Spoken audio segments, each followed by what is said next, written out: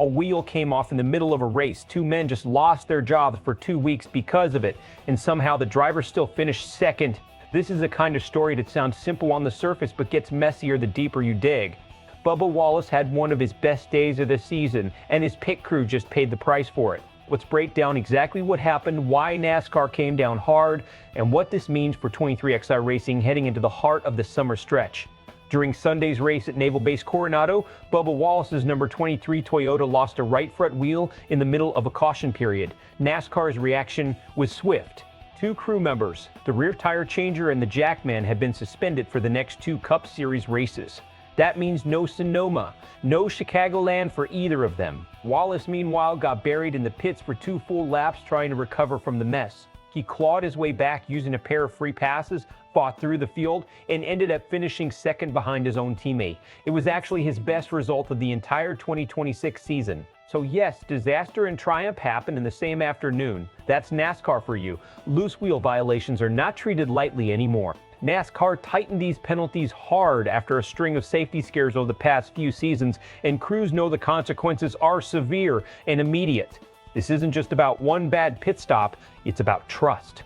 A driver has to believe that every time his car rolls off pit road, it's not going to fall apart at 180 miles an hour. When that trust breaks, even for a second, it changes the entire psychology of a race weekend. For 23XI Racing, the organization backed by Michael Jordan and Denny Hamlin, this comes at a sensitive moment. The team has been fighting for legitimacy and consistency in a sport where elite execution decides championships. A mechanical failure like this, even if it didn't end the race, exposes a crack in the operation that everyone will now be watching closely. Here's where the story gets genuinely interesting from a strategic standpoint. Losing your jackman and rear tire changer for 2 races isn't a minor inconvenience, it's a full pit crew rebuild on short notice. Pit crews function like a tight 5-man unit built on timing, chemistry, and repetition. Swap out 2 pieces of that unit and suddenly every stop becomes a gamble. Sonoma is a road course. Chicagoland is a different animal entirely, with high-speed asphalt and heavy pit cycles. Both tracks demand sharp, mistake-free pit work. Throwing in unfamiliar crew members during exactly the stretch where execution matters most is a real risk for Wallace's title push. Now, is this disaster or opportunity in disguise? That depends on how 23XI handles the next 2 weekends. If the backup crew performs well, it could actually reveal valuable depth in the organization, something teams quietly value heading into the playoff push. If they stumble, Wallace could lose ground in the standings right when momentum was finally building in his favor. This is the tightrope every championship contending team walks. One mechanical error, and suddenly performance, depth, and discipline are all under the microscope simultaneously. Expect a split reaction here. A lot of fans will see this as NASCAR enforcing necessary safety standards, plain and simple. Wheels coming off cars is dangerous, full stop, and there's no defending it.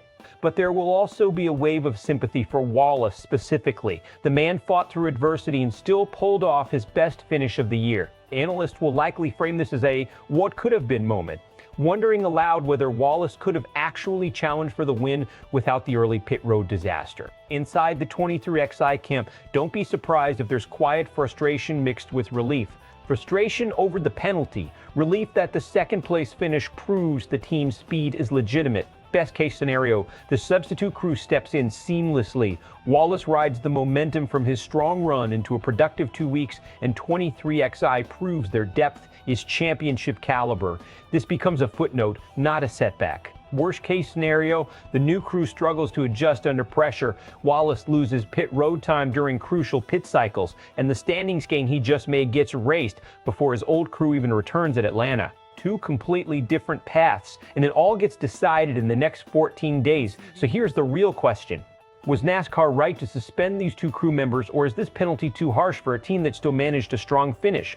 Drop your take in the comments. Defenders of the penalty versus defenders of the crew. Let's see who shows up. And if you want the sharpest, most honest breakdowns in NASCAR and American sports, make sure you're subscribed to Sportswire USA. We're just getting started.